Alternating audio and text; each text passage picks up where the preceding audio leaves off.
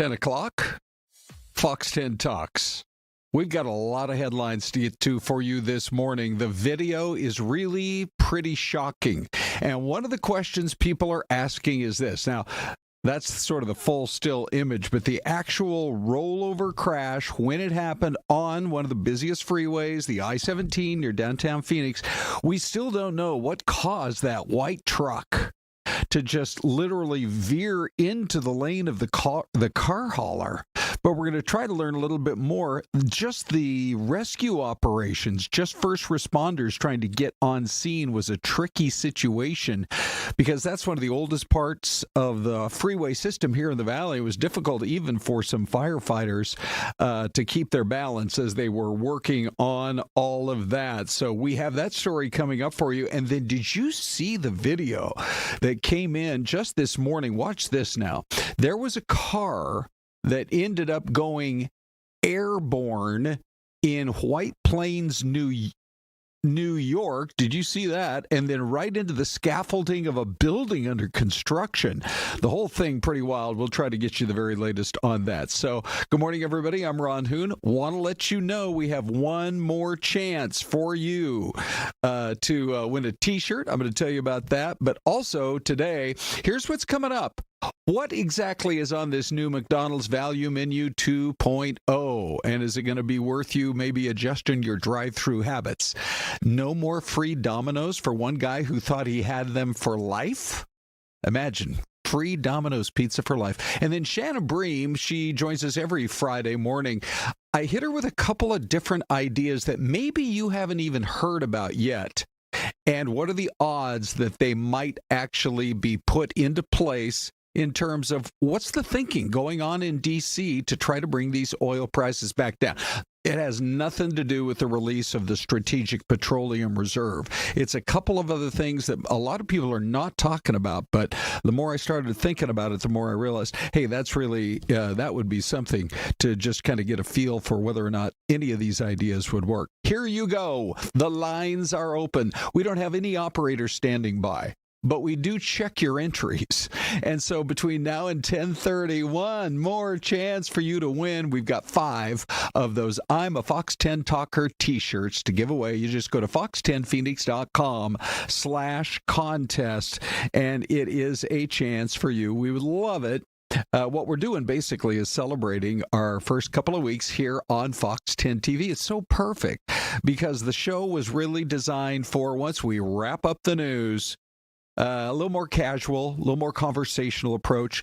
Get interactive with you guys one-on-one. You can watch on Fox 10 TV, and then you can join the friendliest chat on YouTube, and there are plenty of folks saying good morning. Now, there was a news conference very early this morning, 5 a.m. The Secretary of War, Pete Hegseth, speaking, and General Kane, they're talking through some of what CENTCOM has been doing over the course of the last say 24 to 48 hours, and then just the heartbreak that we learn of the our brave men and women who put their lives on the line every day, and we lost 6 of them in that tanker crash. So that was all some of what was being talked about at today's early morning news conference. So here we go.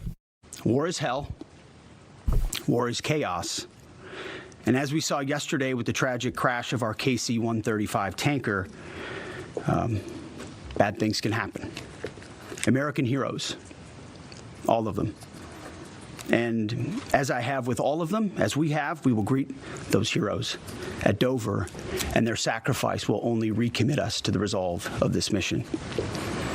But war in this context and in pursuit of peace is necessary, which is why each day on bended knee we continue to appeal to heaven, to Almighty God's providence, to watch over and give special skill and confidence to our leaders and to our warriors. To those warriors who this nation prays for every single day, I hear from all of you out there who pray for them every day. Stay on bended knee and pray for them. I continue to say to them, Godspeed. May the Lord bless you and keep going. Mr. Chairman, over to you. The incident occurred over friendly territory in western Iraq while the crew was on a combat mission, and again was not the result, as CENTCOM has said, was not the result of hostile or friendly fire. We're still treating this as an active rescue and recovery operation. As CENTCOM announced this morning, 4 airmen have been recovered, and the Air Force and U.S. Central Command will provide updates as information becomes available. Please keep these brave airmen, their families, friends, and units in your thoughts in the coming hours and days. Today will be our heaviest day of kinetic fires across the operating area. CENTCOM continues to attack ballistic missile and drone capabilities so that they are no longer a threat to U.S. forces, our bases, or our partners. They're continuing to destroy the Iranian Navy to ensure freedom of navigation, and this means going after Iran's mine-laying capability and destroying their ability to attack commercial vessels. And we're targeting their defense industrial base so they cannot rebuild the capabilities that can harm America's interests or our partners in the future. As Admiral Cooper said in his update on Wednesday, Iranian combat power continues to decline as a result of the continued strikes, as the Secretary talked about.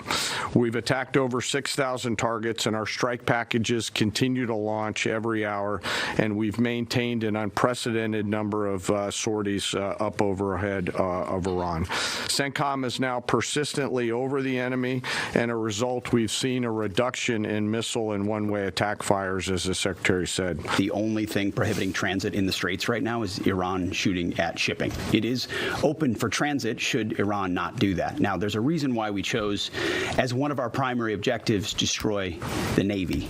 We understood the ability to interdict shipping is something Iran has done for 40 years. It's key terrain. They've used it as leverage. The world is seeing what they'll do to fight back in that context. And so we've heard them talk about taking various measures, and we're planning for all of them. So we have a plan for every option here. We're working with our interagency partners, and that's not a strait we're going to allow to remain contested or with a lack of flow of commercial goods. So we're aware of that. We're laser focused on our military objectives. Okay, so you heard exactly what was being said. When those early morning news conferences happen, we roll on them for sure. Now, Isabella joins us in the breaking newsroom with several headlines. Isabella, at 5 in the morning, we didn't know that all members of that crew had in fact perished, but then we got the update. Give us the latest headlines out of the war. Yes. Some of those other latest headlines. As you mentioned, Ron, unfortunately, this morning news came in that all 6 of those crew members were confirmed passed away, confirmed dead this morning. So 6 of those crew members, they were on the U.S. military, or it was confirmed by the U.S. military, excuse me. This plane was a part of Operation Epic Fury. We don't know what caused this crash yet. Investigators are still going over that, but we do know that the plane went down in western Iraq yesterday afternoon near the Jordanian border. And of course, that latest update this morning is that all 6 crew members on that plane were confirmed dead. So thoughts with their families, of course. This now brings a total number of the deaths of U.S. troops in this war so far to 13, brings a death toll to 13. One of the other headlines coming in this morning is that 2 foreign tankers carrying Iraqi oil were engulfed in flames near Qasr port in Iraq. This was after they were hit by projectiles. This is according to a news report from officials. And then finally, with that, of course, 1 person has died, and Iraqi rescuers are evacuating sailors from the burning ships. Finally, the other headline coming in this morning is that Trump told someone with Fox News that the war will end when he feels it in his bones. So coming into this story, Trump was talking to Brian Kilmeade, Fox News personality, and they were referencing the war, oil prices, and Trump did say, quote, "This will bounce back right when it's over, and I don't think it's going to be long." And then when Brian asked President Trump when he thinks the war will end, President Trump responded by saying, when I feel it in my bones. Okay. All right, Isabella, thanks very much for those headlines. Yeah, Celeste, we have several of those headlines coming in this morning. And you know, we're just watching very closely what's happening with the price of oil. Yeah, very closely. And at the same time, the price of gas keeps going up. It's going to be our poll. Matter of fact, I'll pop it up right now before we go to break. It's a chance for you to weigh in. We'll check in a little bit later with Dave. But the poll question does look like this. At which point will you start cutting back on buying gas? Oh, numbers literally moving around as we speak. Okay, 40. Grab that QR code if you haven't voted yet. I'm actually doing it right now. Gas is already way too high. That's 46%. And then 52% are saying once it goes over $5 a gallon, which I hate to say it, but we got the proof this morning that we're actually getting really close to it. And then there's another option there if you want to grab the QR code. 2% are saying, I just don't buy gas. I take the bus or the light rail, or maybe I drive an EV, or I even bike to work. That's another option for you. And then, Syleste, you've been looking at YouTube as well. I have been looking at YouTube. So we've got about 568 votes right now. 72% say, I'm cutting back now. Gas is already way too high. 19% said once it goes over $5 a gallon. This was posted about 53 minutes ago. We got a lot of comments on this one as well. But Ron, I also was keeping a look at the Dow, the stock market, because we've kind of seen it all over the place for the last, since the war began overseas. We started up in the green by a good amount. What did I tell you this morning? That at 6:31 and then at 7:31, each time we popped it up there, we were well over 400 points to the upside. But like I said, there are just so many people who are betting the market down, and there are all these traders who can get in and buy options and literally try to push it down, and then they make money if the stock market goes down. And I'm sure there's plenty of that going on today. So a 400-point gain now completely gone, and the pressure has been to the downside. Honestly, ever since we hit 50,000. I think you're right. Absolutely. We were up for maybe a day or something like that. Correct. Something like that. I do have to say that William, he said he says morning from the People's Republic of California. He's in the chat. He said gas in California near him is now at $5.24 a gallon. Wow. That actually, and unfortunately, that's in Tarzana. It says $5.24. That's not too much more than what we're seeing here in the Valley. Well, unfortunately. I hate to even bring it up, but I noticed we have a gas station about 4 blocks away from us here in the downtown area. Yeah. They went up 10 cents overnight again. So they're at $4.79 now, and you're starting to see prices that are edging right up to $5 a gallon. So I filled up last night at a grocery store, $3.89. Wow. Good for you. So if I were you, I would double check your grocery app. Okay. Make sure, if you're in California, William, check Ralph's, because that's a Fry's for us here. How's that for a nice tip, Celeste? Check your local Ralph's. Okay, Mystery Cam time. Here, we're going to take our break and be back. Give us your guesses. Ooh, it's windy. Look at that camera. Be right back.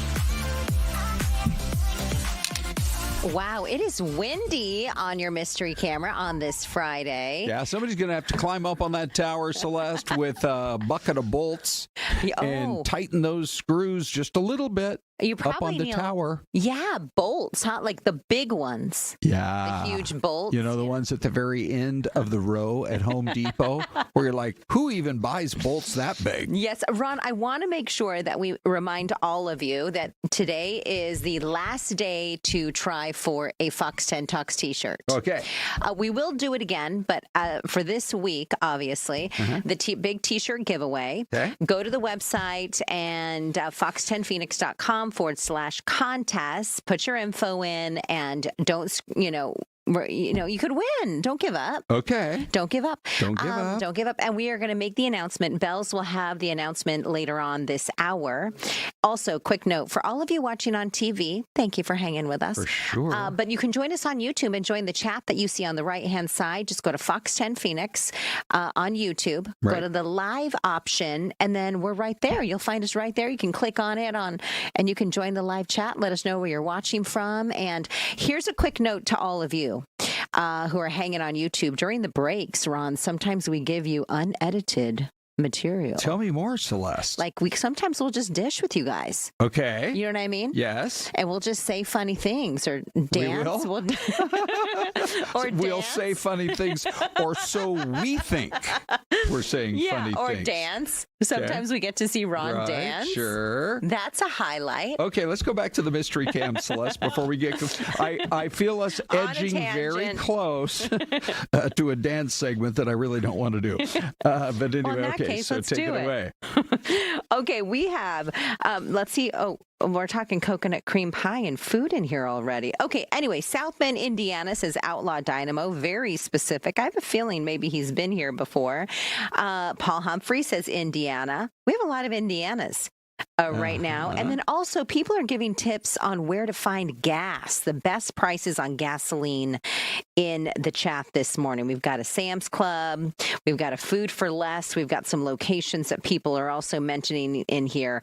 Thomas Favela says he made a banana cream pie last night. He thought, I'm dreaming of banana cream pie now. You know what? I have loved banana cream pie since I was a little kid, Celeste. It's my favorite. That's my fave. I like the frozen store-bought ones from the Safeway in the little town I grew up in. That was kind of like the one grocery store did we they have had. Safeway back? Yeah, they did. You know? I guess growing up here, I didn't see Safeway for many years. It was always like a Bash's or a Food City. Really? Yeah. That's kind of interesting. No, I grew up on that Lucerne milk. Oh, wow. You know, it must be some good stuff. You're very strong. Okay, so what did you decide on a windy day? All right, I'm going to have to take my Dramamine here if we look at this camera much longer. Let's see. So about 3 tall buildings, a super windy day. I'm trying to remember what part of the country. Very cloudy now. I'm going to go somewhere in the upper Midwest, Celeste. I think I'm going to say Minnesota. I'm going to go Wisconsin. All right. Here is your mystery camera answer, and it is South Bend, Indiana. I think Outlaw Dynamo was very specific. What was your guess again? My Wisconsin. Okay. Yeah, and yours was Minnesota. Yeah, correct. Yeah. And so Outlaw Dynamo, he actually gave South Bend, Indiana. Congratulations to everyone who guessed Indiana. There must be something in that image. Yeah. Oh. Okay. Well, I will just say one thing. To me, this doesn't say South Bend at all. I'm looking for the football stadium. Well, that's what I was thinking, because Notre Dame is there. Yeah, Washington played Notre Dame about 20 years ago. And I went back with my folks and my daughter, Alexa. Yeah. And just to walk the Notre Dame campus, Celeste, is the coolest thing. Oh, my gosh. You know, Joshua Tovar says it looks like Tempe 30 years ago. Let's go back and look. Sure, it does. I think so, like Mill Avenue. Right. You know, I've seen 1 or 2 buildings. Yeah. Here's a question. This is a question for you guys in the chat. And I'm going to spring it on Celeste. She doesn't even know I'm going to ask her this yet. But this is an honest conversation between you guys and with Celeste and me. Celeste, Did you cry when you watched the movie, Rudy? Oh, yes, I did. Did you actually? Yeah. Do you remember where in the movie you did? It was it was when he was got accepted and he's at the factory and he's working and he gets a letter. He goes to talk to his dad at the factory or something. And then he's like jumping and then he runs into the stadium. It was really amazing. When he opens that letter and he's sitting on that bench and you can see the campus beyond him and he starts crying. I'm in public. I've got a reputation to uphold, Syleste. And I'm sitting there sobbing in the movie theater over at Harkins. Wow. It was embarrassing. Well, good thing it's dark in there. Yeah, for sure. Okay, let's get on to some of our other stories this morning because we're following so many of them. Yes, we are. One of the things that we have learned is it does appear, we had two really frightening incidents yesterday in our country. One person dead, two others hurt after a former Army National Guard member opened fire at Old Dominion. Police now identify the guy, 36-year-old Mohammed Bayalor Jala, shot up one of the classrooms in the business school, but a group of ROTC students happened to be very nearby, and they killed the gunman. Now, the thing about this guy is he pled guilty to attempting to provide support to ISIS back when they were a thing, in the pre-2020 days, by giving them weapons for what he thought would be an attack on the U.S. So he got 11 years, but he just was released in 2024, and so the FBI is investigating it as an act of terrorism. And then we have, of course, just the horrifying attack on a house of worship, this synagogue near Detroit. Homeland Security has identified the dead suspect in this case as Ayman Mohammed Ghazali. He's from Lebanon, but he migrated to the U.S. and became a citizen here. They said that it was about noon yesterday that he took a truck. This is frighteningly similar to that other incident at a Mormon church, also in Michigan, about 4 months ago, where a guy took a truck and rammed it into the church. And then actually waited outside like the worst coward on earth to start shooting elderly people when they walked out of the church. Now, yesterday, this guy drove into the synagogue and down the hallway, and there were several guards, and they opened fire and killed him.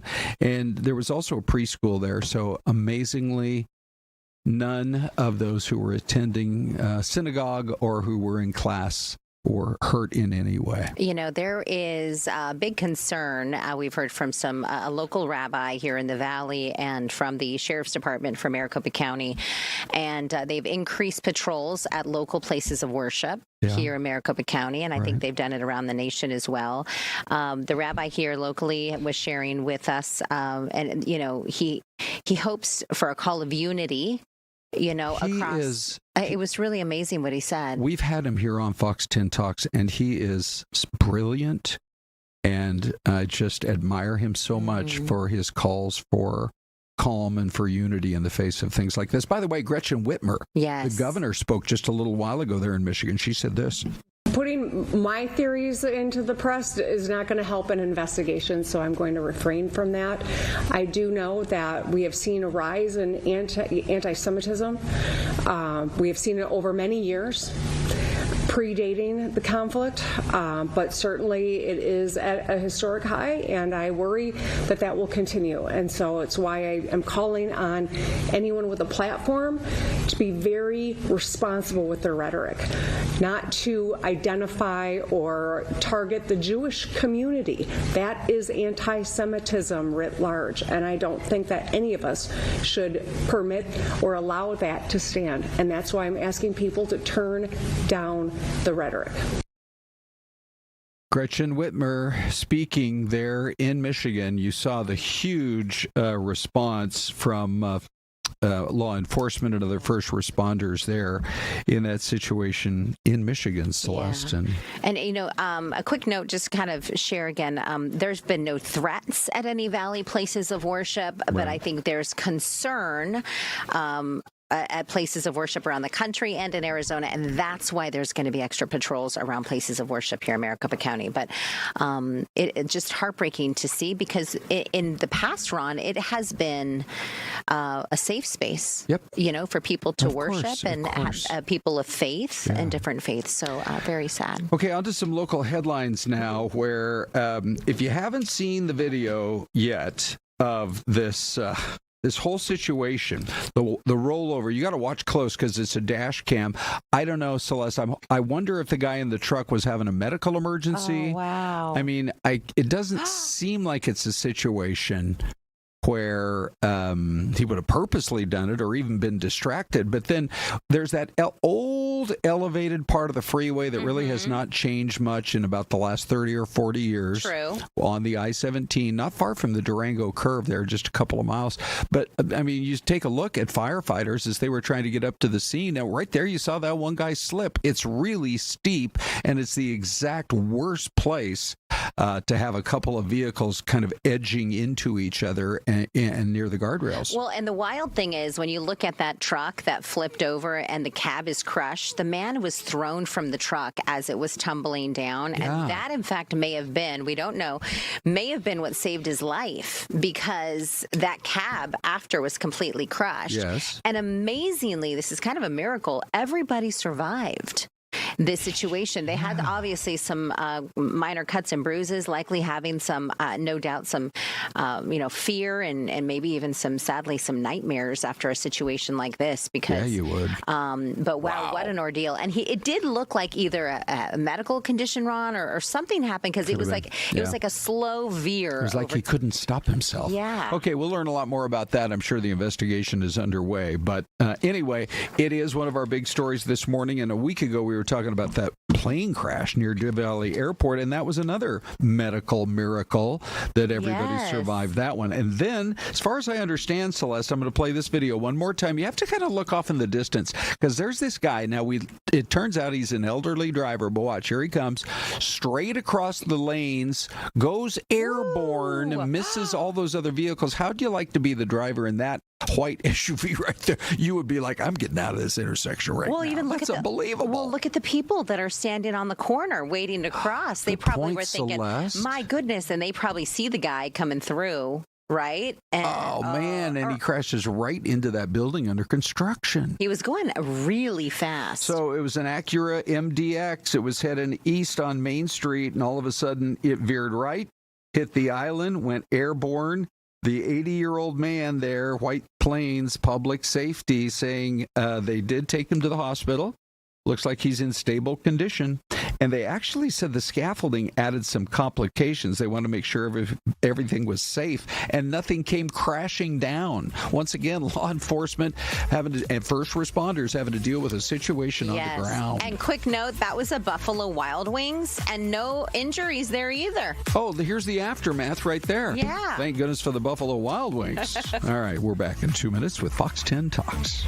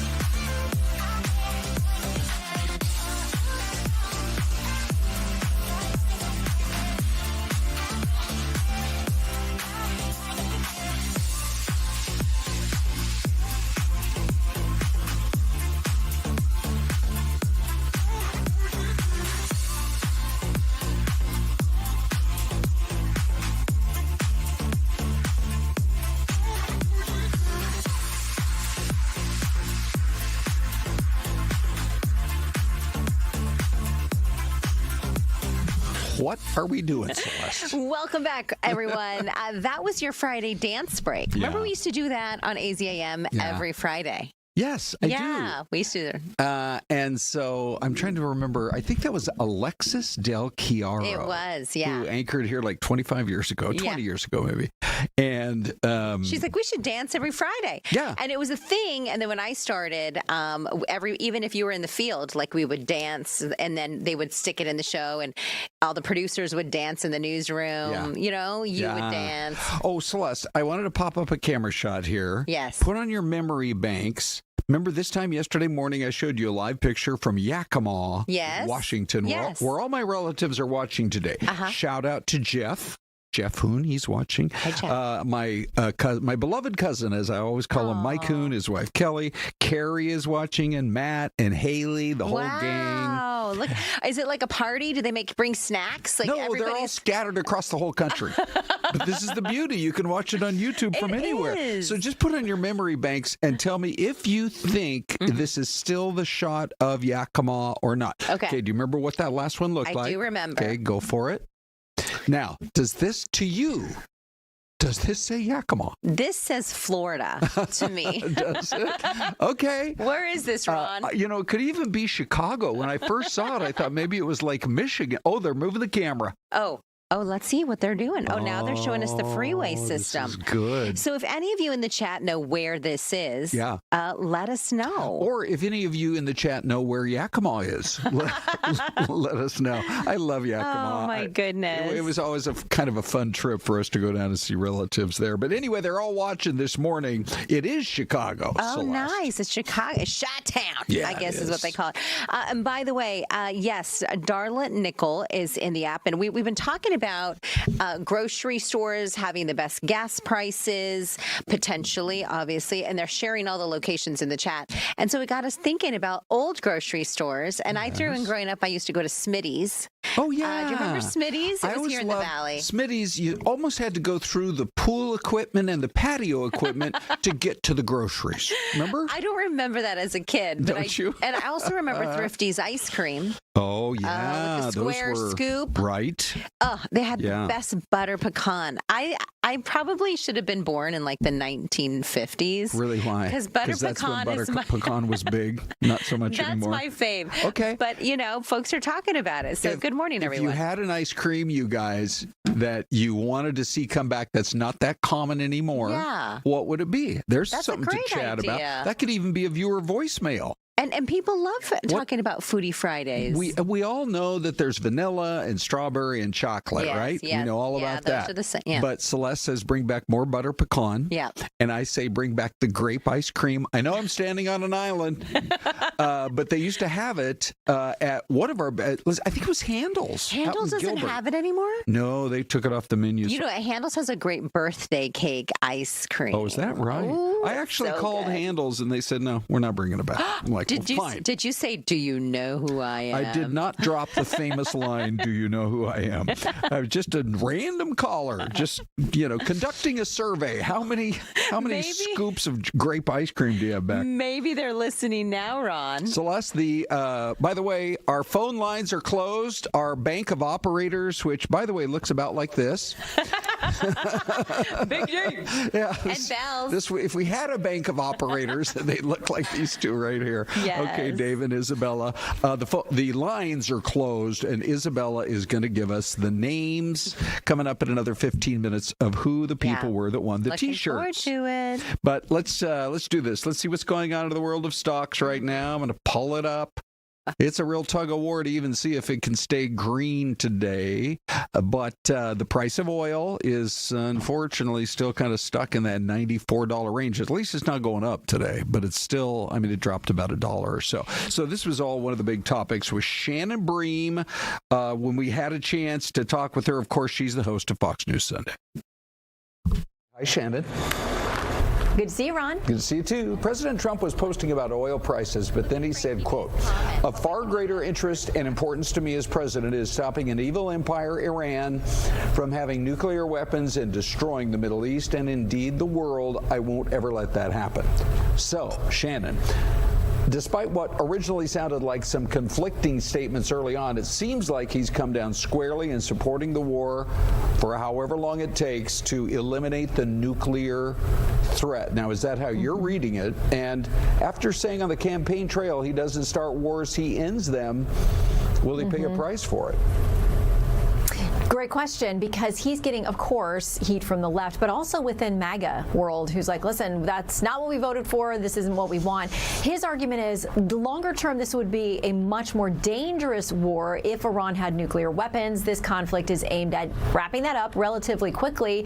The clock's ticking, though, and there are plenty of Republicans also watching it and saying, all right, are we talking 4 weeks, 5 weeks, 6 weeks? What are we talking about here?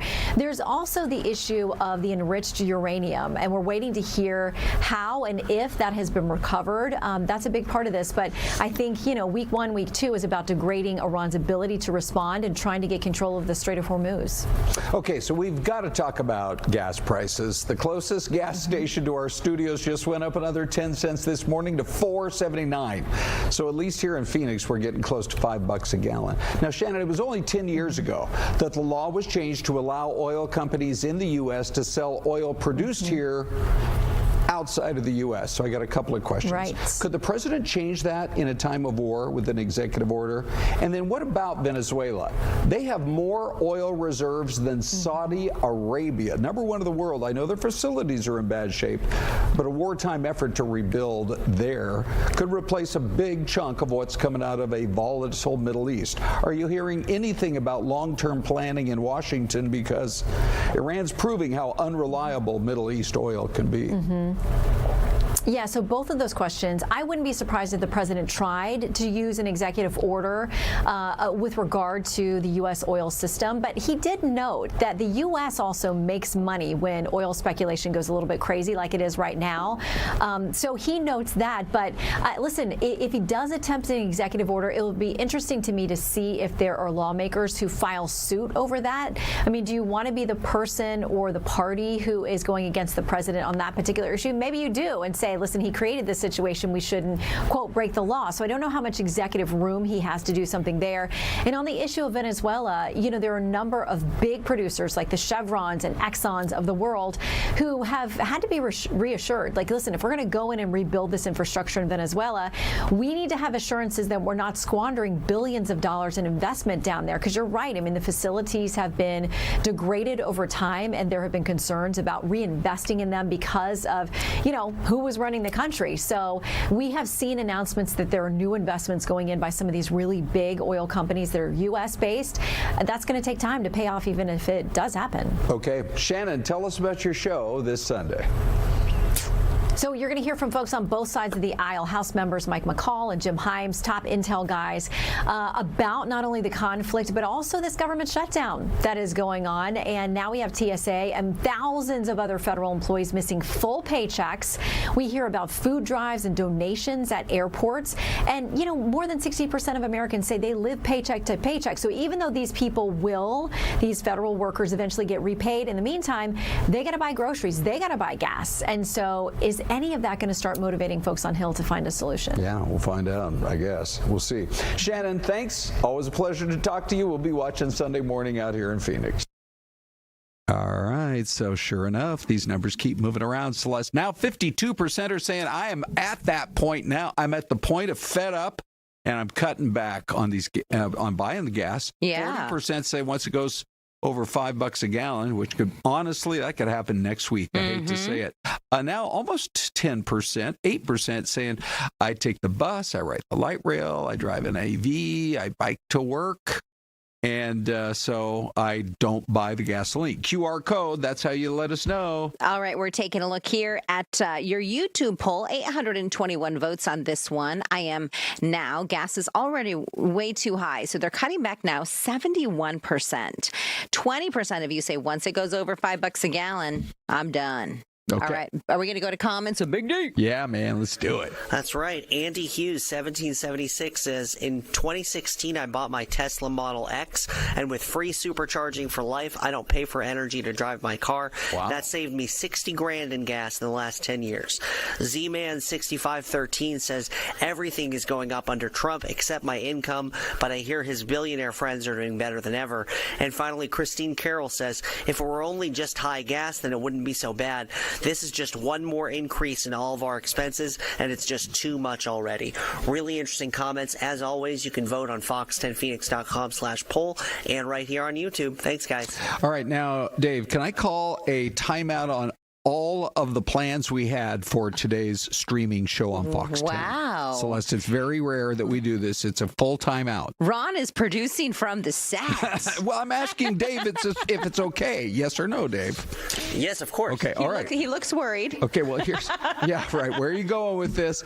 It's the comment from William K. William K. You see it up there, Celeste? 2316. He says, Ron always looks, I read that part and I thought he was going to say, so disheveled I can barely watch. But he said, Ron always looks like he just stepped off the cover of GQ. Oh, Celeste, that's Ron. like the best compliment I've ever had. Oh, my goodness. Thank you, William. We need to get a T-shirt made because I always look like I stepped off of a GQ cover of the magazine. Believe me, there are plenty of times I don't. You should see me at the grocery store on Saturday morning. That's very nice. You do. You always look very nice. Celeste, thank Ron you. has a couple of suits, too, that I like to call them his skinny suits. Oh, yeah. And they're a little bit more like, they hug the bod Yeah, a they little do. bit more. Yeah. And they're very hip, and a little shiny. They have the little shimmer to them. Yeah, I love a good shimmer. I'm a little bit anti-skinny suit, and I'm going to tell you why.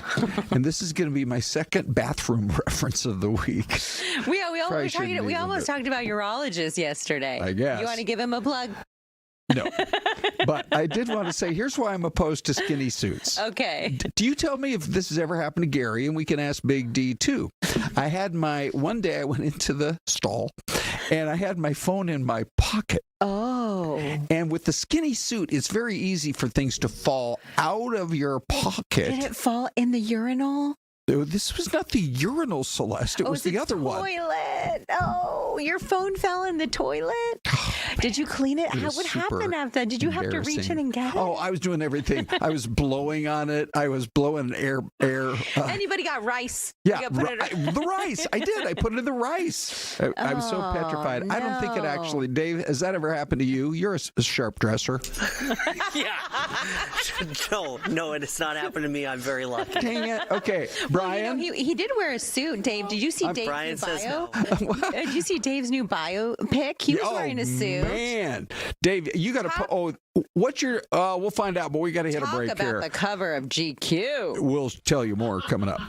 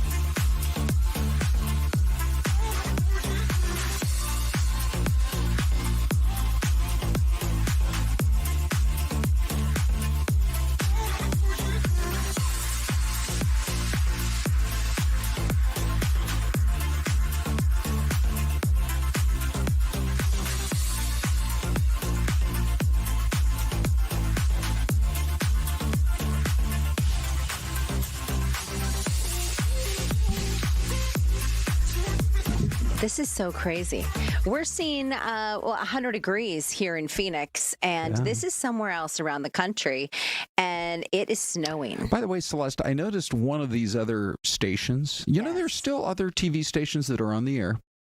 We love to own the whole market, but there are a couple or three others that are out there still. Are they really? Kind of hanging on. I had no idea. But one of them bumped it up to 105 next Thursday. Wow. And I've been putting the pressure on Krystal to try to drop it back down to like 99. She actually did drop one of the days down, down a degree. Okay. Yeah. All right, good. So that will be next Thursday. This is mind-boggling. It is so cold and snowy. Well, let's see. What is Michigan as the crow flies? About 1,200 miles from here, 1,400 miles from here. That's Petoskey, Michigan, which you wouldn't even know, but the lake is right out there, Lake Michigan. It's a really pretty town. I love driving through that part of Michigan. But man. Look at this winter wonderland. You know, crazy. It is crazy in the upper Midwest. One of my friends lives in that part of the country, and it's crazy the snow that they're getting. Yeah. And we've got 100 degrees. Yeah, we do. You know, listen, let me go ahead and give you a quick shout out here. Hannah McCain says, that happened to me one time. My phone was fine, though. It fell in the toilet. Okay. Thank you, Hannah. I was alone on an island for a minute there, but go ahead, Celeste. One time, $20 went down an auto flush toilet, though. Oh, no. No. I have never heard of that before. Oh, no. Oh, man. I actually vacuumed up at one of these car wash places my headphones, the ones with the wires on them. Oh, yeah. Did it go all the way through? Oh, yeah. And I'm like, could you stop and go, stop all these vacuums for a minute. Go see if it went into the big central vac. Yeah. Anyway, I never got it back. I don't think you want. Did you get them back? Never. I don't think you want them back if they're in there. Yeah, that's a good point. You never know what people are vacuuming up. Yeah, you know? for sure. By the way, shout out also to Thomas Brown, who says, let's see a little more peach ice cream. Yeah. And Jennifer is like, yes, a win for the grape ice cream.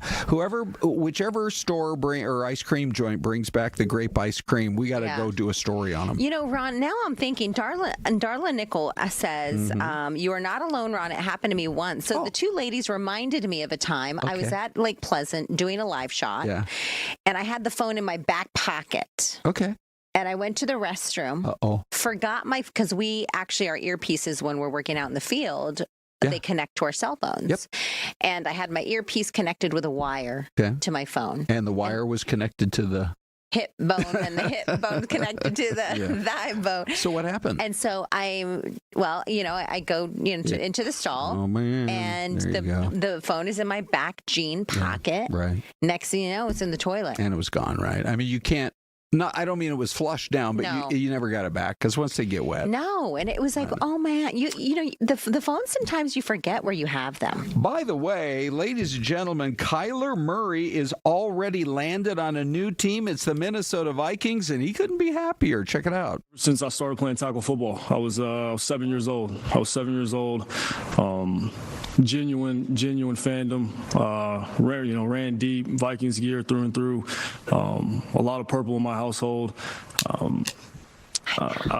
don't want to bring it up right now, but maybe later, another day. It was a moment. I'll bring it up anyways. Whatever. I cried real tears whenever Brett threw that interception. I cried real tears that day. Yeah. It is just weird to see him in purple, but I guess he's been a Viking fan for a pretty good shot. Even though he grew up in Texas, you would have thought he grew up a Cowboy fan, but he's a Vikings fan. So that's cool that he gets to be on the very team that he rooted for all those years. The thing about it is, we ask you guys in the viewer voicemail, is this a mistake? Is it the right move? What has been the problem with the Cardinals? Here's today's viewer voicemail. All right. Hello, this is Carrie Perez. Just wanted to let you know that the Cardinals letting Kyler Murray go was the best thing that ever happened to the Cardinals. We've been wanting this for years. Thank you. Bye. Wow, there you go. Okay. Short but sweet. And you know what? And spoken like a true lady, right to the point. By the way, the chat continues, Celeste. Do you see what Jennifer is saying now?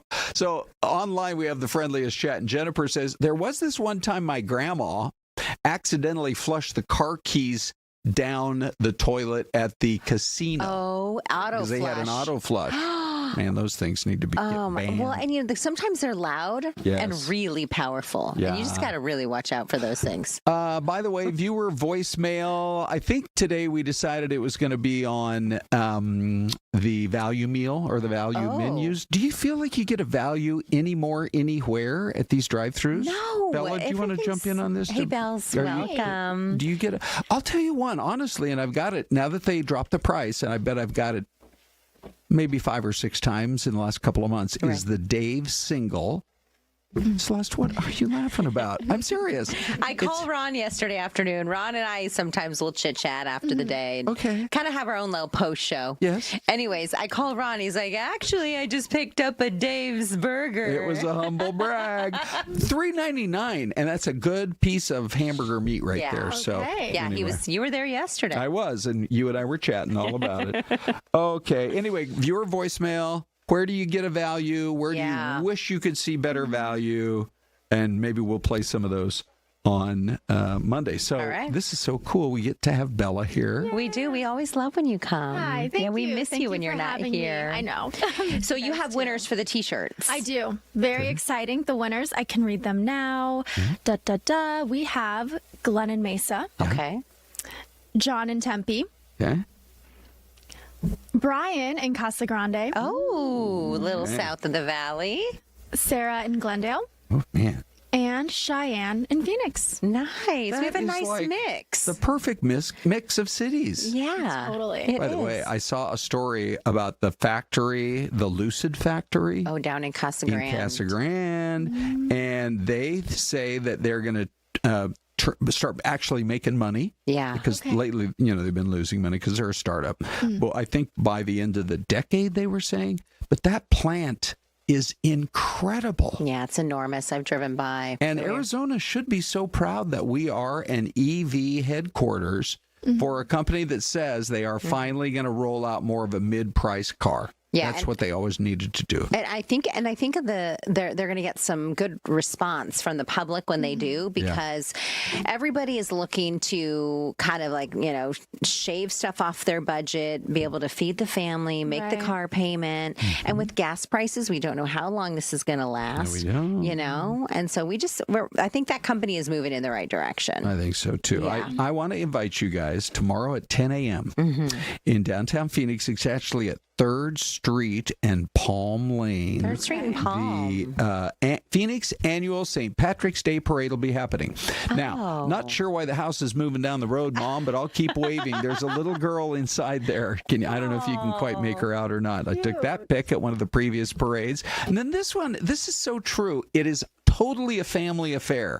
I love seeing how many families come out for the parade. You can see everybody's got their green going on, right? Are you going to be out there tomorrow? And I'm emceeing again. Oh, I would love it. 10 a.m. tomorrow morning at the parade, 3rd Street, Palm Lane. So how does are you moving to the north or going south from 3rd Street and Palm Lane? Celeste, you're headed south. Well, I know exactly where that is. Yeah. Yeah, you got a Taco Bell like a block down the road. Would you prefer if it went north? I actually would. Okay. But why? I don't know. Well, the whole idea is blowing again. Yeah, Ron. Oh, it depends which way the wind's blowing.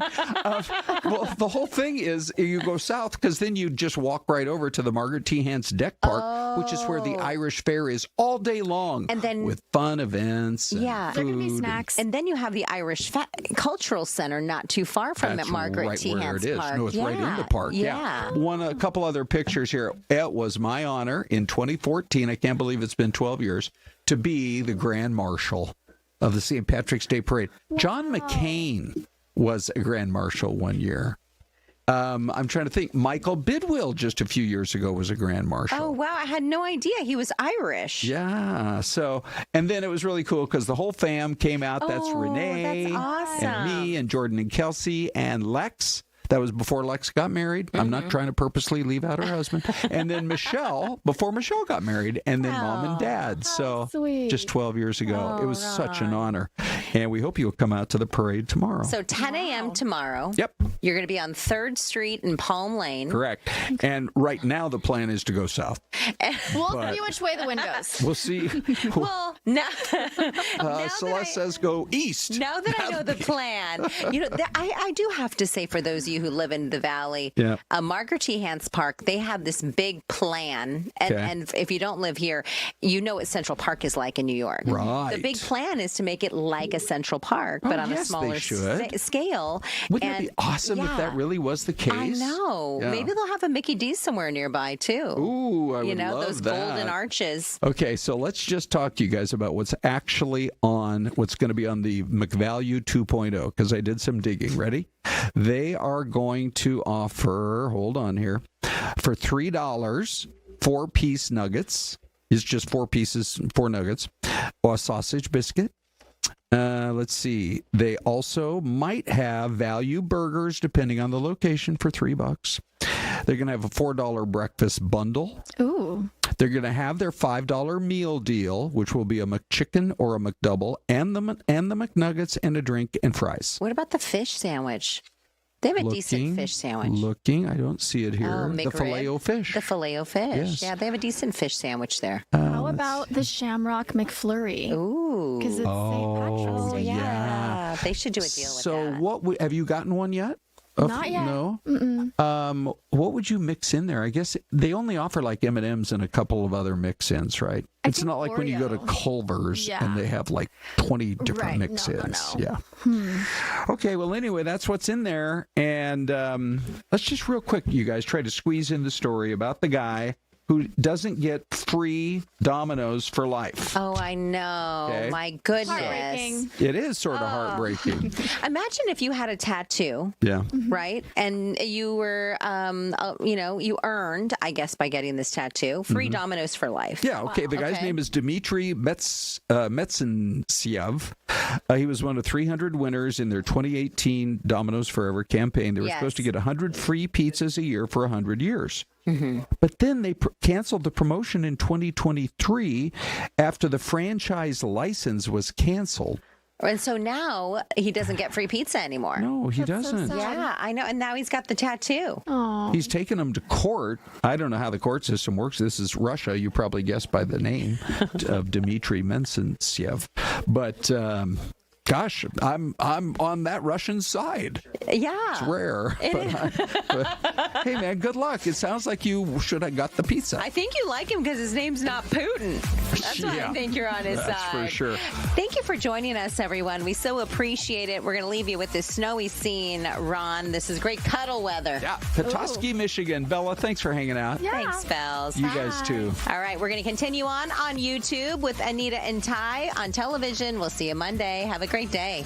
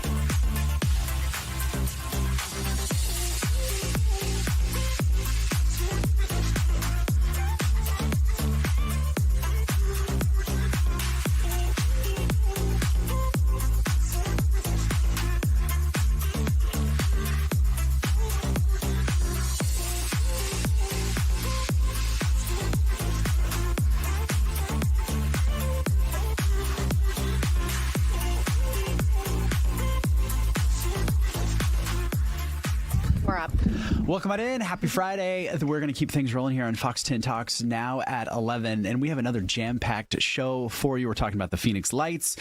We've got obviously some weather coming in that's going to be blowing some records out of the water. So we're going to talk about that. But we're going to start with our familiar face around here. Josh is joining us. And we have some interesting cases to talk to you. And we're glad you're here because I want to start with one that's kind of getting a lot of attention, especially here locally. The case of the individual, the pastor that was killed in New River last year. It was a brutal, heinous crime. And the suspect, Adam Schiff, has done a number of media interviews. So if people watch the news, they have heard from him. He has been going through different hearings and is basically asking the judge, I'm guilty. I'm pleading guilty. I'm admitting to it. Give me the death penalty. And it doesn't seem like it's going that way. Well, he's the type of person that wants to maintain control about his future and fate, and he's discovering the hard way that the criminal process is part of the punishment. Now, what he did yesterday was, first, he said he wanted to plead no contest, which the prosecutor said he couldn't do because that's only reserved for people who don't remember what happened because they were either intoxicated on drugs or alcohol, or they have some mental deficiency. What does no contest mean? No contest means exactly that you don't have a memory about what happened, so because you can't do guilty or not guilty. Yeah, but you're not disagreeing with the facts. Gotcha. You're saying the facts are so overwhelming, I had to have done it. But then he said, all right, fine, I plead guilty, I want to be sentenced to death. And the judge is like, well, that's not how it happens, because you can plead guilty to the charges, but the actual death sentence has to be conducted by either a judge or a jury.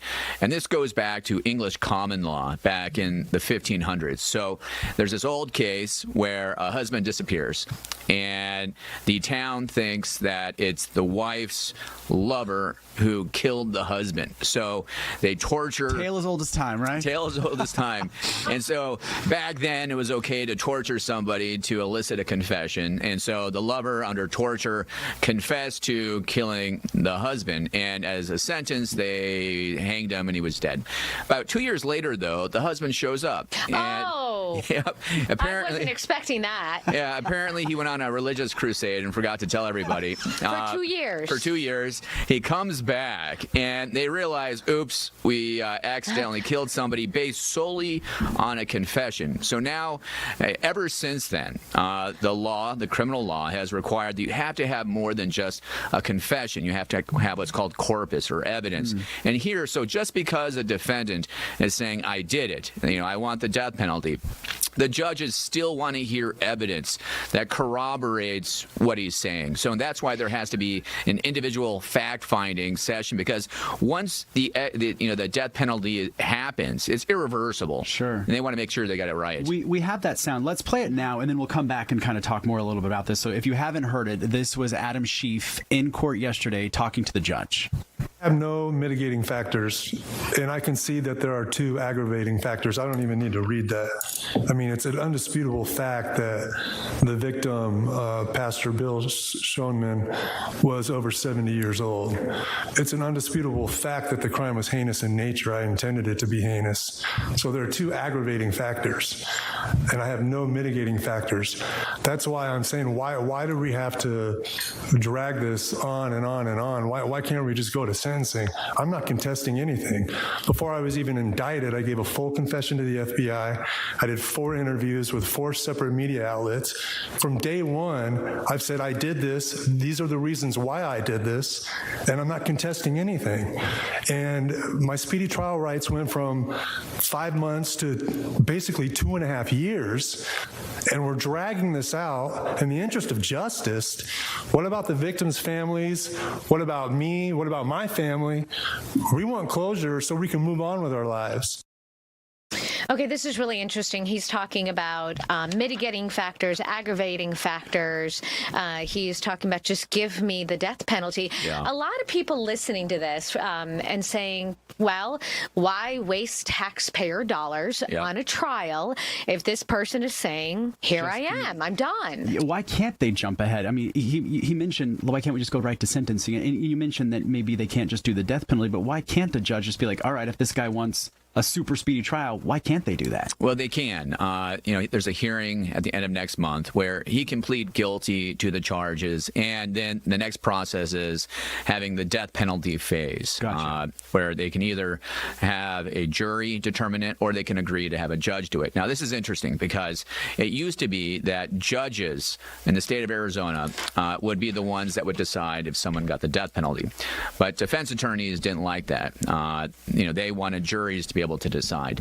Now, at the time, judges would issue the death penalty in capital cases maybe about 30% of the time. Juries, though, later on would issue it about 60 to 70% of the time. So I wouldn't be surprised if the prosecutors in this case actually want a jury to look at this, where he wants a judge. If a judge does this, he's going to get the result much faster. But another thing to consider here is that even though this defendant doesn't think that there's mitigation, the judge did point out that, the fact that he's making this expedited and saving, the victims turmoil and having anguish. Having to listen to all the details, which are horrendous. Yeah, that is mitigation. It probably isn't enough to get him a life sentence, but it's certainly mitigation, despite the fact that he doesn't think it is, that a judge will consider. What is the difference for people watching at home and may not know between aggravating and mitigating factors? So an aggravating factor is, additional facts that make this particular crime more heinous and cruel. So in this case, the first aggravating factor is that the victim was over 70 years old. The second, which he's already kind of admitted to, was that it was done in a cruel and heinous manner. You also have the fact that he was on probation and had prior felony convictions, also aggravating factors. In the state of Arizona, you only need one, and a jury just has to prove one, and it seems like it should be a fairly quick process. You mentioned kind of the judges versus juries. You mentioned that the jury kind of more often than not sides with the death penalty. Would a judge actually want to take on that decision-making process, or do they, in most cases, want a jury to do it? Well, I think judges want to remain impartial, and if the parties want a jury, I think it would be improper for a judge to want to insert themselves into that process unless both parties want to stipulate that a judge can do that, because the presumption is the jury will always do it. Gotcha. So you don't want a judge saying, hey, forget about the jury and come to me because I'll favor one party over another, or I like this case. You're not going to hear anything like that. Have we seen other cases similar to this exact same thing. in the state of Arizona, Maricopa County, where people are saying, "Yeah, I'm done. I'm turning myself in. This is what I did." Not like this, but I have seen cases, death penalty cases, where the parties have stipulated that a judge would determine the death penalty as opposed to a jury. I remember a recent case with Judge Suzanne Cohen, who's also the prosecutor in the Baseline Killer case, who did hear the penalty phase and did issue a death penalty verdict. Now, he is representing himself, correct? So also he's read my mind. Yes. He's doing all of this. Do you think he has law books that he's looking at? Because you mentioned that he couldn't do the no contest thing. Well, do you think how is he getting information? And then we had that previous case with Doomsday Mom. She represented herself as well. Thank you. But that wasn't death penalty. But it is a very interesting correlation. So here, because it's death penalty, he does have 3 advisory counsel. And him going what's called pro per, or representing yourself, only happened in January. So he still has a lot to get caught up. But, one of the things that I noticed listening to this hearing is that he sounded very lucid and cogent. Yeah. He was polite to the judge. He wasn't talking about space aliens or anything abnormal. And that's what judges look at to determine competency, which is really very low in a bar in Arizona. The only thing that a judge has to consider is, does the defendant understand the charges, the nature and gravity of the charges, including the penalty? That's about it. You can have an IQ even lower than 70 IQ and still qualify for the death penalty in Arizona. If he wasn't as lucid, and he does sound intelligent, he does sound like he knows what he's doing, would that sway the judge in a different way, do you think? Yes. I think that the judge will have to make a finding that he's making a knowing and intelligent and voluntary admission to the charges before a judge can can do that because there's no plea agreement. But he does have a right to tell the judge, look, here's the indictment. I'm pleading guilty. I understand what the charges are. Here's a factual basis, and he'll have to give a factual basis of what he did that justifies it. And that's it. And likely he'll be waiving a lot of his appellate rights by doing that. Now, an interesting thing is that despite the fact that he wants to be put to death very fast, in Arizona, when you are sentenced to death, you get an automatic appeal to the Arizona Supreme Court, which he cannot waive. But after the Arizona Supreme Court has made its decision, let's just say they affirm the death penalty, he could then waive his right to appeal to the federal courts, which would make this a little bit faster. So best case scenario for him, if he wants this done as soon as possible, we're probably talking about 2 or 3 years. Still. Yes. Wow. Very interesting. So what'll happen in April, I think at the end of April 24th is when his next court hearing is. What do we expect could potentially happen? I think at that hearing that he'll plead guilty to the charges, and then a judge will set an aggravation hearing for the death sentence, where the parties will have to either both agree to have a judge listen to and decide upon the death penalty, or they'll have to do 6 weeks, months of jury selection just to do the death penalty phase, which is not an uncommon tactic in death penalty cases, because the jury won't be able to hear all of the bad things that happened necessarily that you would during a 6, 10, 12-week trial. They'll only be able to hear what happened during the aggravation phase. So a lot of times defense attorneys just opt to do the aggravation phase and forego the trial. We have about a minute left. If you were prosecuting this case, I guess what would be going through your mind right now if you have someone who, you have to prove that they're guilty and they're saying I'm guilty? Well, a prosecutor has 2 jobs. He needs to, he or she, in this case it's actually she, and I know the prosecutor very well. She's very good. She has to look out for the rights of both the defendant and also the victim, because she needs to protect the verdict. The last thing that you want on any case, but especially a death penalty case, is for it to be overturned on appeal.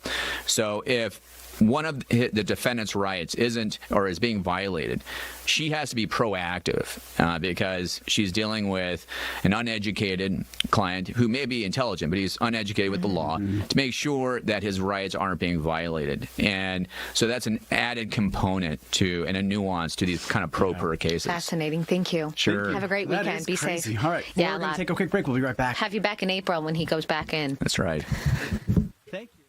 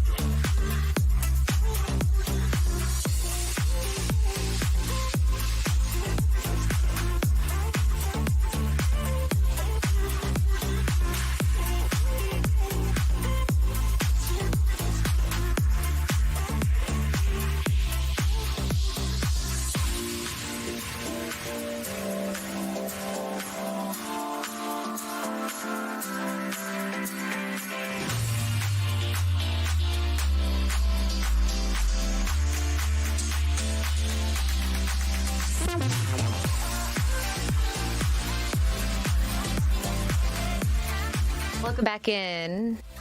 When Ty hits the buttons, No, I was just showing outside because we're going to talk about weather. Oh, you tricked me. It's hot outside already. It is hot outside already? We crossed from one building to the other, and it's hot. So Krystal is here, meteorologist extraordinaire, talking about in the 10-day there are a bazillion triple So many hot days. So many. It's hot.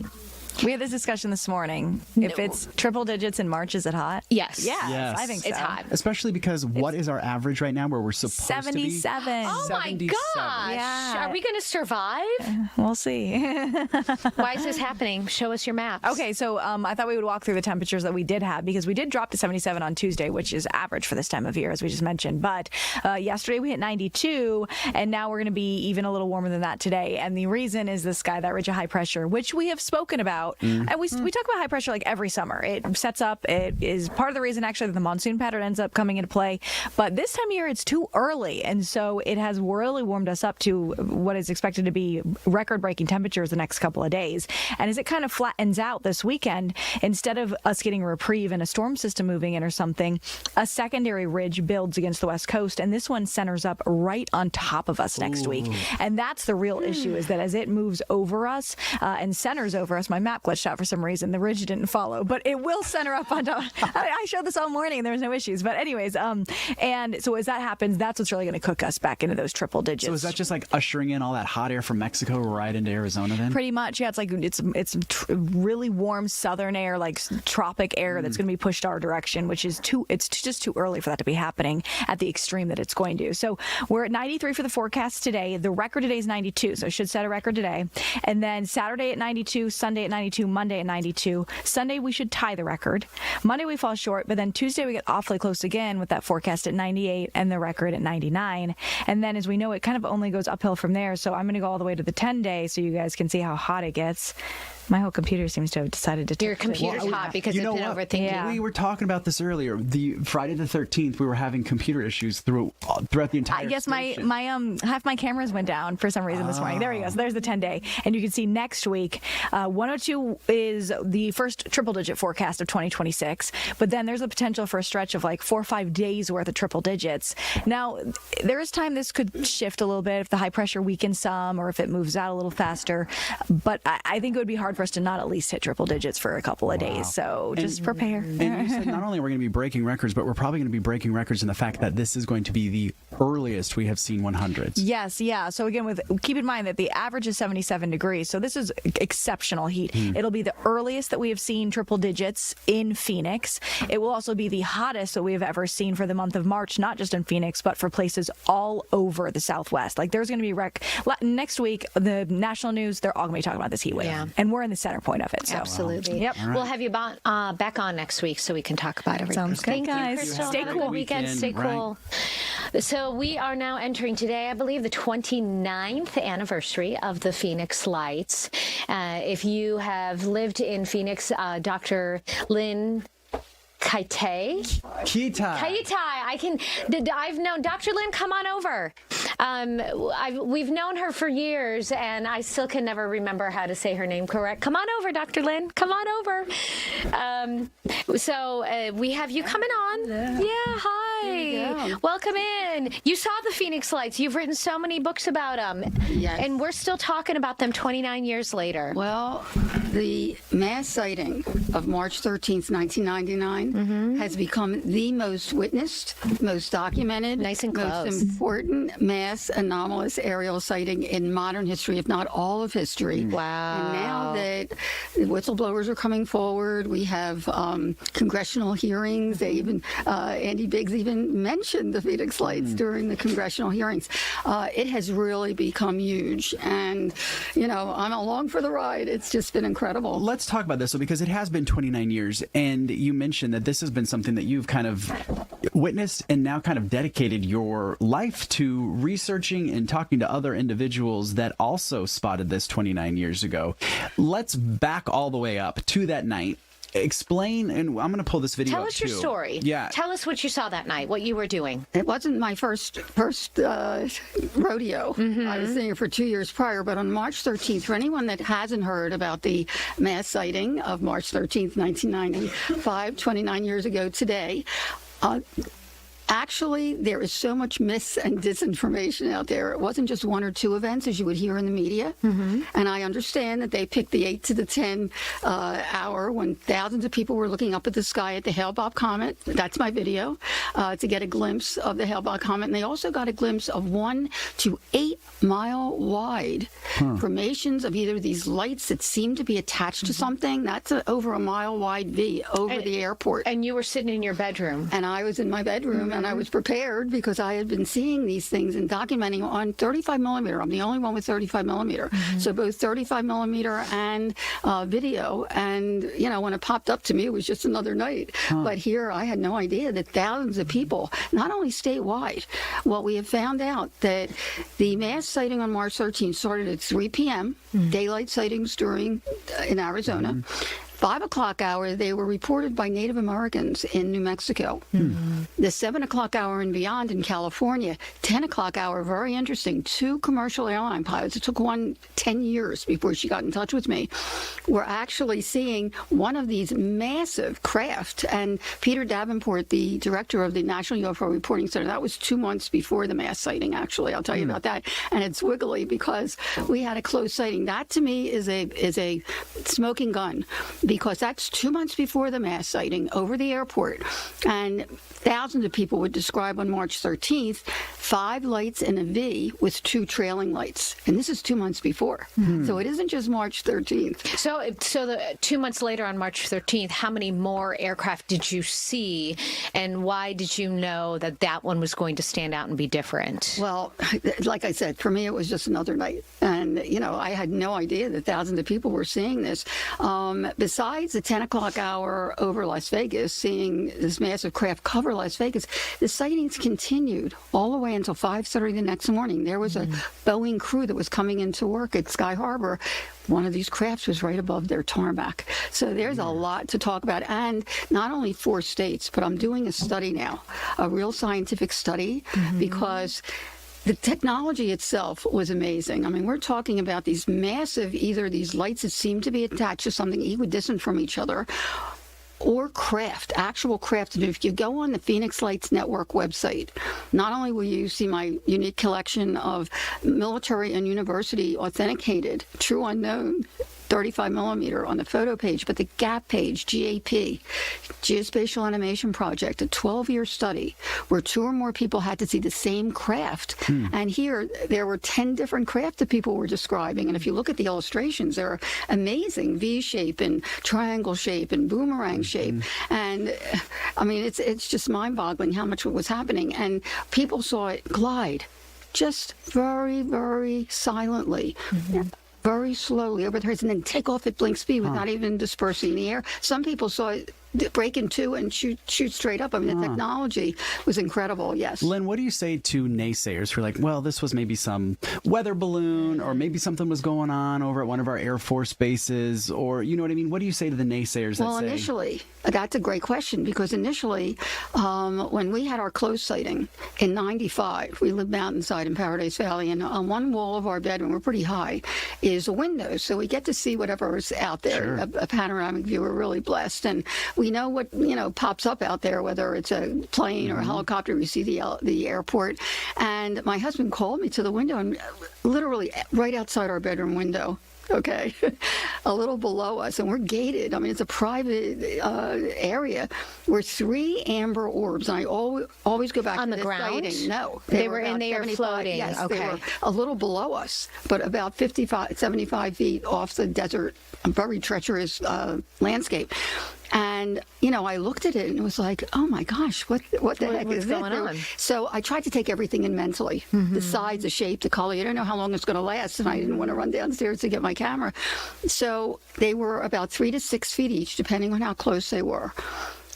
They were oval shape, which is interesting because the military has been talking about these oval shape UAP, unexplained aerial phenomenon. I don't know if it's the same thing, but they were oval shaped, and I called them an orb because the light did not extend outside the edge. It was self-contained, and it was a uniform amber color throughout. It didn't glare at all. Every other light out there glared. It was really unusual, and I thought, I collect sunsets, so I thought, if I don't get a picture of this, no one's going to believe it. That was my first thought. So I go running to the closet to grab my Instamatic camera, and my husband calls me back, and we're both healthy skeptics. We knew nothing about this topic, and he says, get over here quick. One of them is disappearing, which was very unlike him because he was like on several medical boards and state boards. He was as excited as I was to see this. The top orb, and again, I always go back to this sighting when somebody says it's military or whatever, it's outside our window, starts to shrink very, very slowly, mechanically, as if there was an intelligence behind it. It was just awesome. I mean, the top orb, without budging from the other two that were closely lined underneath, actually cloaked right in front of us. And once it disappeared, it felt like it was still there. Where did it go? We have 2 minutes left. Okay. What do you think the lights were, and where do we go from now? Okay. Number one, I have a book, The Phoenix Lights, Skeptics Discovery, in its third print. And as the story unfolds, I mean, there's so much of the story, and that's what I'm going to be talking about on March 22nd at the Arizona Boardwalk Butterfly Amphitheater. The tickets are going fast, and it's going to, I rarely speak here. I speak worldwide. So it's really a treat for me to speak here on March 22nd, because there's so much more to the story. I mean, our governor, who mocked it in 97, came forward in 2010 to say he saw one of these crafts. And what was interesting is he said, number one, it wasn't flares, which is the only thing that they came up with, and they tried to reenact it, and it was a failure. He called it otherworldly. And when you look at other countries that are more open to it, that's what they call it. And then in 2017, a private pilot that was coming into Sky Harbor that actually told them about it at the air traffic control. It was Kurt Russell who was reporting it while I was filming it, which is kind of cool. I mean, there is so much to this story. And on March 22nd, we also have a remote Q&A with Alice Cooper, who also saw it. Really? So it's going to be really fun. And we got about a minute left. There is a documentary out, right? That came out. Absolutely. I have the Phoenix Lights documentary, and the book is in its third print. They can all get it at Amazon. I also have a coloring book activity graphic novel, which is for the kids fun. to learn about. Yeah. Or adults. Really adults like to color too. You know, it was so funny. Thank you. When I first moved here, that was one of the first things people said is like, "Did you ever hear about the Phoenix Lights?" And I was like, "Not yet." Not and yet. then you were one of my very first interviews when I first started here on Fox 10. Exactly. Now next year is the 30th, which is going to be really big, and I have a new book coming out. Wonderful. How do people get a hold of you? Actually, Phoenix Lights Network. Thank you for asking. You got it. it. It is packed with information. Awesome. Just Google Phoenix Lights Network. It has the link to the tickets there, as well as it is packed with information. Thank you. Thanks for coming Lynne, on. thanks for coming. Happy Great to anniversary, see I you. guess, right? Yeah, right. Okay, we'll be right back. 2 minutes, guys. Have a great weekend if we don't see you before then.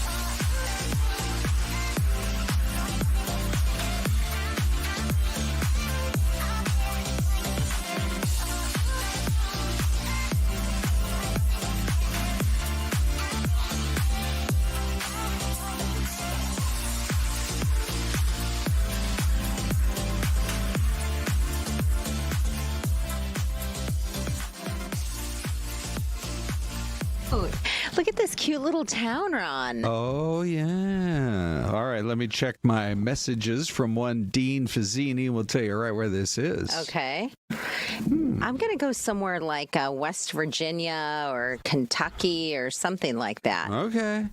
Well, the only message I have is that some items in my cart were not available for my grocery pickup today. Oh, does Dean pick up your groceries? No. Dave, if you want to... Oh, look, Dave's checking in with Dino. I think it's in Pennsylvania. Johnstown, Pennsylvania. Wow. You know, the great historian and one of the all-time truly great American historians, David McCullough. I believe he grew up in Pennsylvania, and the Johnstown Flood was one of the first books he ever wrote. Oh, historical fiction? No, true history. True but history. He would write it like it was fiction. Oh, those are the best books. He was the one that had the John Adams book that was, a top seller for like a whole generation. He was such a good... He just passed about 3-4 years ago. Anyway, and the thing I loved about McCullough was he and his wife, they had a house, and out in the backyard was this little shack. And to write, he would go out to the shack, and he pulled out his typewriter. Ooh. And he typed on a typewriter. I bet he, I always ask writers, do you ever get writer's block? I bet he never did. Yeah. Possibly not. Writer's block. I don't know. Mm-hmm. Let's see what happens. Yeah. Good morning, though, to Darla Nickel. Thanks for hanging with us still throughout. I love the fact that you guys join us at 10 a.m. and you hang all the way through, and it's 11:30. It's so cool. And some of you are watching on television or on the app, and then you're also joining us on YouTube. So we appreciate it. And Frankie D 98, thank you for the great welcome back. Yeah. By the way, if you guys spot any scripts and you want to drop them off here, that would be awesome. What type of scripts? For the show. But I thought you were talking to Frankie D about. Well, no. Yeah, Frankie D, if you see our missing scripts, I forget what town he's in. Well, let us know, Frankie D. Let us know. Well, I didn't even tell Bella, but I worked it out with Abby. Abby's off today. Hey, Abs is off. But I have a spot on my desk clearly marked for the 11:30 scripts. Oh, wow. But I didn't see them, but I'm like, no worries, they'll be around. Well, if I can't find them, Frankie D will. Well, I don't want a spot on my desk because they'll get lost. Yeah. So that's why I had to do it, because you've seen my desk.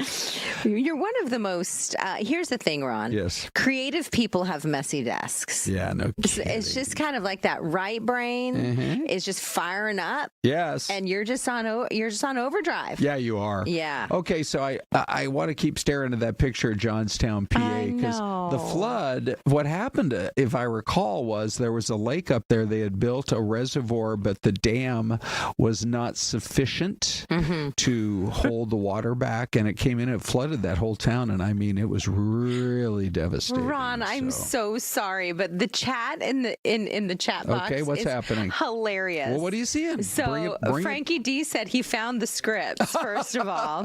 And then... where were they, Frankie? I don't know, but Lil Philosophy 481 thought you were talking about prescriptions.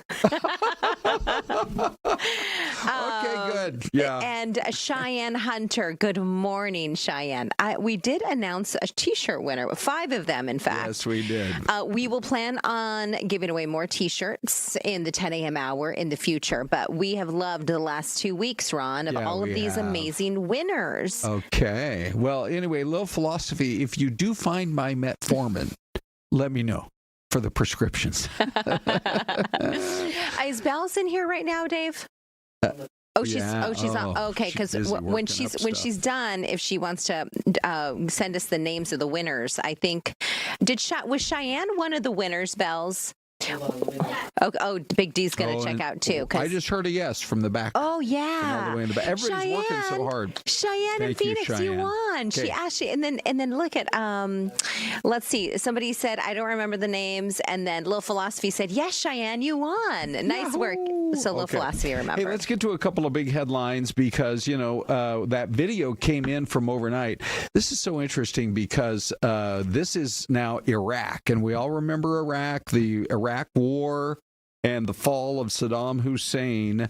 But now this video comes where Iran is stepping up its attack on its neighbors. It was just the other day it was apologizing to its neighbors, and now it's hitting a lot of them. The fires have been burning in the region. Iran, for whatever reason, decided that the way to try to win this war was to attack their neighbors and their oil facilities. So it seems like, in fact, it would just anger these other countries. They said that they would start attacking the financial center in Dubai. I mean, I don't know. That's not really a way to make friends, that's for sure. But let's do this. So let's just update you. 53% are saying I'm cutting back on the gas right now.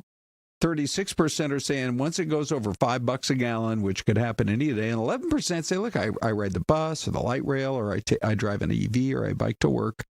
And what's it looking like on YouTube? All right, let's take a look at those YouTube numbers. Now we're over 1,000 votes, 1.1 thousand votes. 71% of you say I am now. Gas is already way too high. 20% say once it goes over $5 a gallon. And let's check in with Big D with some comments. Yeah, just real quick. Buddy. Really? Oh, okay. Sure. I thought we were going to get to our lovely Zoom interview, but I'll read a couple. Brianna in Tucson says, with gas in Tucson at $4.20, I'm already walking where I need to go. We can't afford this. Satoshi 9801 says, it's times like this that I feel extra fortunate to live within walking distance to work. We love hearing from you guys. Keep the comments coming. That is really interesting. Big D. Thank you, Dave. I thought about putting that in as an option, but I just thought with the heat, not that many people do. But I guess in Tucson, it's not quite as hot. Yeah. And so, we're going to the time of year where you're really huffing and puffing in the heat that we have here in the Valley of the Sun. But there are two comments, right there. People saying, I'm walking. And people wanted to see Dave. I mean, people were like, I don't know if Dave knows this, but like we get protests if we do not see Dave. And save for Isabella. Okay, we're going to move forward here. It's 11:37. We have lined up a key person with the Anti-Defamation League, their LA offices, West Coast offices. This is Robert Trestan joining us this morning. Hello, Robert. Hello. Okay, we appreciate you giving us. Yeah, we appreciate you giving us some of your time. Where were you when you heard the news about this latest attack, the one in Michigan? I was in Los Angeles. Mm-hmm. And my phone started lighting up pretty quickly. And so, what was your reaction due to the fact that we have seen so many attacks on houses of worship, on sacred religious sites, and yet it's happened again? Well, I think one of the things that I think about the most is that it's really not normal to have armed security where in a place where there's 140 preschoolers. And so in this synagogue, what was happening when this actually occurred? The preschool was in session. And I don't think there's a single Jewish institution across the country that does not have security. And so this has become, I think, institutionalized within the Jewish community across the United States, the necessity of having armed security at every single building. And it was, in fact, the armed security person who saved all of those children because he was able to stop this guy. And yet, when did all of that change? I mean, I'm looking at you, I'm gauging we're both probably about the same age, in our 60s. But how far back do you have to go before this? It's a sad commentary, but it's realistic of the violent times that we live in. How long ago was that? Well, anti-Semitism is I think, for our community, considered to be the oldest form of hate.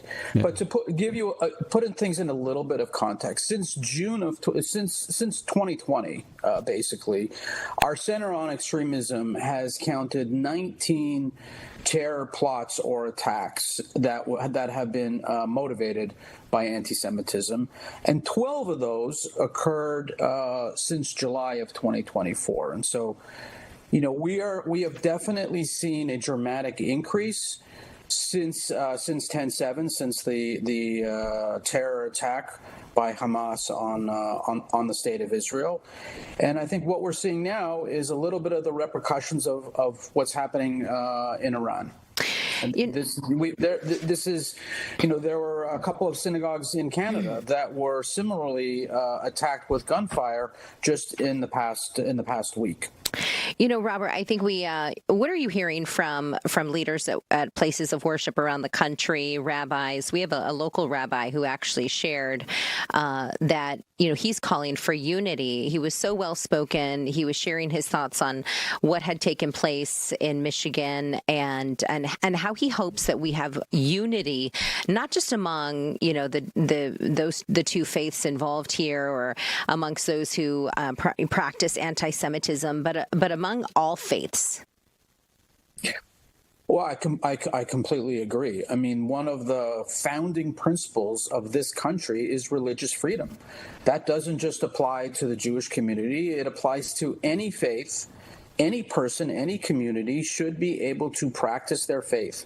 When you think about what are the safest places that, we as Americans go to in the course of our day, one of them is our homes where we live. We obviously consider that to be the safest place.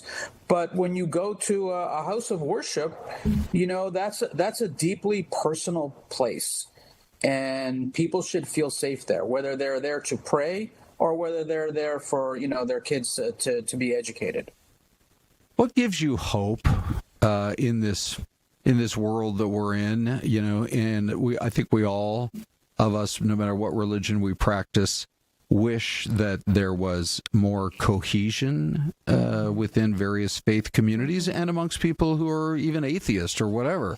They have no faith belief at all. But are there any efforts that you see that are underway that are working, that bring people together and offer some hope? I think the real hope is that despite the headlines and some very dangerous people amongst us, the vast majority of people in this country, regardless of their faith or their political views, agree that you should be able to go to your church, mosque, synagogue, gurdwara, or temple without fear of a violent attack. And, the good people, the vast majority of people in this country have the power to overcome all forms of hate. Robert, I'm going to ask you to hold on. Now, if you can stick with us through the break. I'm sorry. I don't know if you can hear me. We got a break coming up. Please stick with us. Can you stay a couple more minutes? Yes. Okay, here we go. We'll be right back.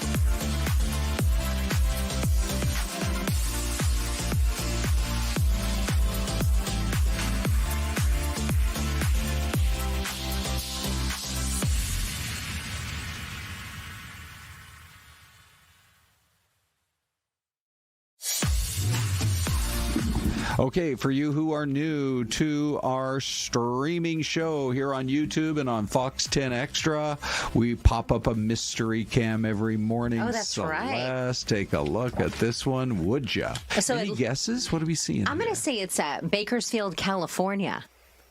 You are? Did somebody else say that in there?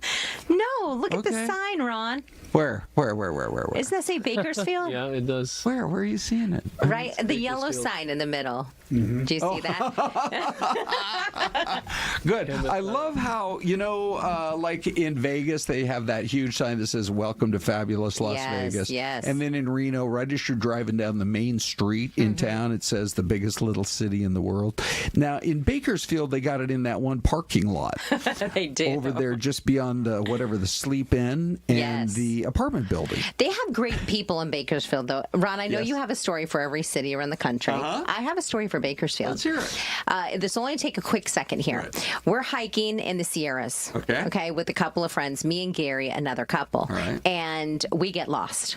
Ooh. We're on a 4-day trip. Instead of hiking 12, we hiked 24. Oh my God. What happened was we met these guys that looked straight out of the movie Deliverance. It looked like a frightening bunch. Oh boy. Apparently, this is you and your whole family? Just me and Gary and 2 other friends. All right. And turns out 2 of those guys were twins, owned a bank in Bakersfield. Wow. And they said, "We know you're lost. Our family owns this property and has since the 1800s. We've been grandfathered in. We own this property in the middle of the Sierras. We have a helicopter pad not too far from here. What? We don't have enough room to helicopter all of you out, but we're going to helicopter the men's packs, because we're backpacking, out, and we'll meet you at this particular parking lot. Yes. And we'll return the bags to you once you hike out." Oh, for goodness sakes. And we met them, and they were there, and they were the nicest guys, and they own a bank in Bakersfield. Did you give your banking business to these people from then on? You know what? That's a good idea. We should at least open a savings account there, for crying out loud. It is a nice city. I like Bakersfield. Good people. Okay, so we are continuing our conversation here with Robert Trestan. He's with the Anti-Defamation League, the West Coast offices in L.A. And we were just beginning that discussion. Robert, I didn't mean to cut you off there. We just had the break. But the things that give you hope for the future in what for a lot of people kind of feels like maybe some dark times. What gives me hope really is the people in this country, because what happened yesterday and what has happened in many other attacks on places of worship, it just doesn't represent who we are as a nation, and it doesn't represent the vast majority of people in this country. And so we do need to come together. And we do need to have a unified voice. This is completely unacceptable, and there will be accountability. And at the same time, it's really scary for the Jewish community, because we are the ones under attack. In the last decade, there have been 17 physical attacks at synagogues. And when you walk into a place of worship, you want to be safe, and you don't want to just be scared that this could be the place where the next person wants to make an attack. Yeah. Okay. Well, Robert, we really appreciate your time. We express our condolences to all in the Jewish community after we got the report yesterday. And once again, it was the bravery of some armed guards who were stationed in the building, who made sure those kids and anybody else, any adults, that their lives were saved. Yeah. Robert, thank you so much for your time. Have a great weekend. Thank you. You as well. Thank you. Be safe.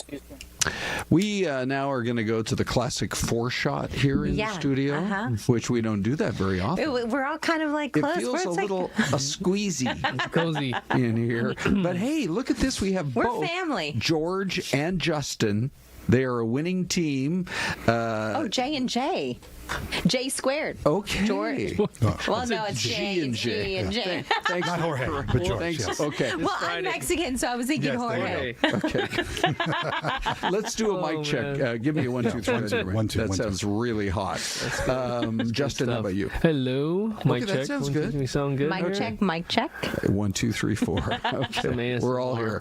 The cameras are working. Everything's great. Okay, so you guys have this show. It's called On the Record. For people who haven't watched it yet on YouTube. Tell us some of the, before we get into this most recent one, some of the other episodes that you've done that you've really had some feedback on. Yeah, I mean, it's runs the gamut. I mean, I think the beauty of having the streaming shows like this one, but on the record, I think when you have a big arrest or an indictment or something like that, for example, it's what, a 20-second VO script in the newscast, and you know how that goes. We can go 20 minutes, we can go 30 minutes, we can really open it up and talk about the case and what we know and what we don't know. I think on the record, it started with, covering the Lori Vallow trial and trying to put out daily episodes, sort of podcast form, recapping the highlights and what happened that day in court, and using some of those snapshots and sound bites that people really need to hear because they may not have the time to go through 6 hours of trial. And then we took that and said, well, if there are cases to cover that we can dive into, whether it's a missing persons case, an unsolved murder, fraud, lawsuit, anything high profile, this is a platform to do it. So that's what On the Record is, and it can include interviews or no interviews at all. In this case, it's about a topic that we've been covering a long time, and I'll toss it to George. It's sex trafficking. Yeah, and we've talked a lot about this, it feels like, in the last couple of years. Not just trafficking, but obviously trafficking involving young children, but also in an area that many people relate to and know as the Blade, 27th Ave corridor. And so this most recent case has some ties to that area. And, again, a lot of these stories have multiple layers. So On the Record allowed us to kind of peel back some of those layers. But this case involves 3 defendants, all 3 being charged, facing a number of charges. One of them specifically sex trafficking several women and an underage girl. I'm going to roll some of this video so that our audience can get it. Tell us what you know. I'm going to introduce you to some of the 3 defendants here. You're looking at Giovante Hendricks, I should say, and then you have Stephen Moore, and you have Keith Wilson as well. And so these men were recently indicted, and this is going through the Attorney General's office. So this is a massive sweeping indictment, 13 counts that include sex trafficking, money laundering, fraudulent schemes, pandering. There's a minor victim involved. There are adult women involved. There are allegations of using the PPP program to take out loans. And as I said, the money laundering allegations as well. So this is serious stuff. And we're just we're at the tip of it right now. We're on the surface and trying to learn more. How much money was made? We know that this investigation spans several years, I believe since 2018 or 2019. So we decided to do the On the Record episode, and for whatever reason, I mean, I don't know, we expected it to garner so many views overnight. It's about 15,000 views or so right now, just since 8 p.m. last night. But, we talk about the difference of having a VO in the newscast and something where we can open it up and talk about the case, and interviewed our friend Benjamin Taylor, criminal defense attorney not associated with the case, to how serious this is. There's also criminal street gang allegations, and I'll let George talk about that. It has to do with the West Side City Crips, allegedly. Yeah, the indictment lists all 3 of these gentlemen as being a part of the West Side City Crips, but also running a business, if you will, called Money Dream Team. If you look at a lot of their social media profiles, they use the acronym MDT. 2 that we know of, Mr. Moore and Mr. Wilson, both claim to be rappers. In fact, Mr. Moore, in a court filing just last week, indicated that he was the owner of MDT. And so that's hence why we titled this Money Dream Team. A lot of people in the community are aware of these 3 individuals and kind of associate them with that organization or business. And prosecutors are alleging that was a front, one of the fronts used to not only take out the loans, but facilitate a lot of what you saw on their social media potentially, which was cash, jewelry, cars, things like that. When you talk about the sex trafficking, you mentioned that 27th Avenue corridor. If you can kind of explain what they were doing. Was it at night, in the morning? Did they find the women there? And where about on 27th Avenue is this? So the indictment, which has now been sealed, typically these indictments are very limited in details, but essentially Mr. Wilson's accused of trafficking 3 women, 2 adults, and an underage girl.